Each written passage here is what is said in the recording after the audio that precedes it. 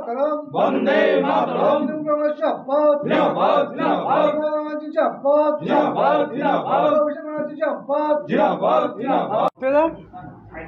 হ্যাঁ, নমস্কার। আজকে আমাদের তুফানগঞ্জ বিধানসভা কেন্দ্রে রামপুর 2 নং অঞ্চলে রাধাকান্ত বর্মন, উনি হচ্ছে এই মণ্ডলের ভাইস প্রেসিডেন্ট ভারতীয় জনতা পার্টি, এবং এই অঞ্চলে উনি কো-কনভেনার রামপুর 2-এর।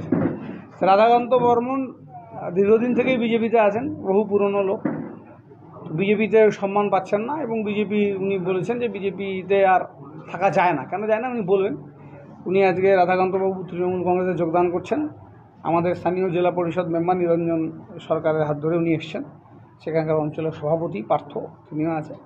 আমরা রাধাকান্তবাবুকে জেলা কার্যালয়ে এনে তাকে যোগদান করালাম, কারণ আমরা জানি তিনি অত্যন্ত গুরুত্বপূর্ণ ব্যক্তি বিজেপির, এবং তাকে দিয়ে আমাদের এই এলাকায় অনেক সাংগঠনিক কাজে তাকে আমরা ব্যবহার করতে পারব। রামপুর 1, রামপুর 2, ফলিমারি, এই সমস্ত অঞ্চলে এবং মহিষকুচিতেও তাকে কাজে লাগাতে পারবো। তার জন্য আমরা আজকে তাকে দলে যোগদান করিয়ে আমরা আনন্দ উপভোগ করছি। রাধাকান্তবাবুকে আমরা খুব শিগগিরই দলের ব্লক কমিটিতে অ্যাকোমোডেট করব। ঠিক আছে। কোথায় বাইরেটা ওভার কাজ বিজেপি ছেড়ে কেন তৃণমূলে যোগ দিন? আমি বিজেপি ছেড়ে কেন তৃণমূলে যোগ দিলাম, কারণ আমি একটু জোরে আমার মাননীয় মুখ্যমন্ত্রী মমতাদির আদর্শে আদর্শিত হতে চাই বা হতে চলেছি। কারণ আমাদের যে বিজেপির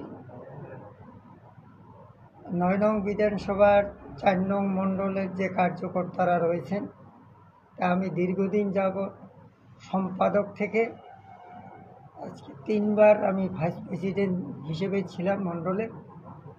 কিন্তু সেখানে দেখতেছি ওই মণ্ডলে আমার মণ্ডল বিজেপির থেকে চালানোর মতো ওখানে কোনো ব্যক্তি নেই, শুধু আছে দুর্নীতিগ্রস্ত।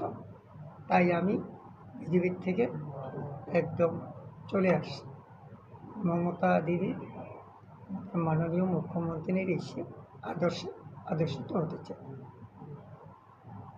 এই বলে আমি আমার 2-4 কথা শেষ করছি। বন্দে মাতরম, তৃণমূল কংগ্রেস জিন্দাবাদ। ঠিক আছে, তাহলে আপনার নামটা? আমার নাম রাধাকান্ত বর্মন, রামপুর 2 নং অঞ্চলের বিজেপির ভাইস প্রেসিডেন্ট ছিলাম, মণ্ডল 4 নং মণ্ডল।